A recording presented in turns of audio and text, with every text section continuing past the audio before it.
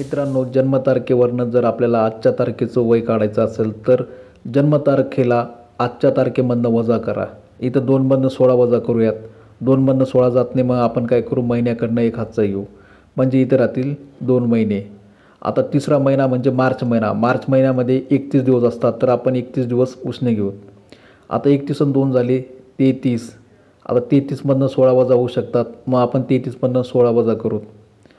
आता 13तनं 6 गेले, उरले 7. इथं परत उरले 2. 2तनं 1 गेला 17, म्हणजे आपल्याला 17 दिवस हे उत्तर मिळालं. आता पुढे 2तनं 12 जात नाही. आता इथं काय करावं लागेल, इकडं वर्षातनं आपल्याला एक हातचा घ्यावा लागेल. आता 2023मधनं एक हातचा आपण घेऊयात, म्हणजे 2023च्या जागी राहतील 2022. आता एक वर्ष घेतलं म्हणजे किती घेतले, 12 महिने घेतले. आता 12 आणि 2 किती झाले, 14. तर 14तनं आपण 12 वजा करू शकतो. 14तनं 12 गेले, किती उरले, 14तनं 12 गेले 2 उरले, म्हणजे 2 महिने आपल्याला उत्तर मिळालं. आता आपल्याला वर्ष काढायचे आहेत. आता वर्ष काढणं सोपं आहे.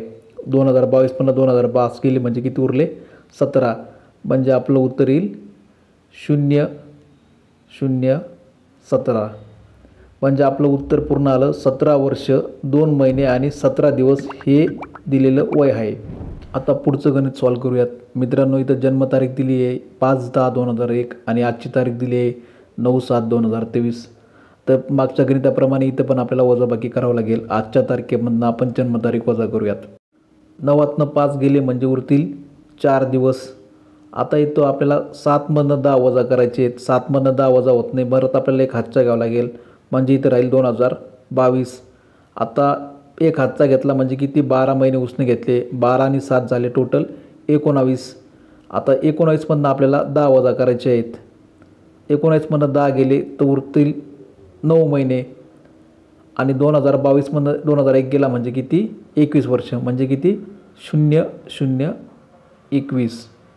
म्हणजे आपलं उत्तर आलं 21 वर्ष 9 महिने आणि 4 दिवस. मित्रांनो, या गणिताचं उत्तर काय येईल हे तुम्ही मला कमेंट करून सांगा. व्हिडिओ जर आवडला तर लाईक करा आणि चॅनलला सबस्क्राईब जरूर करा. धन्यवाद.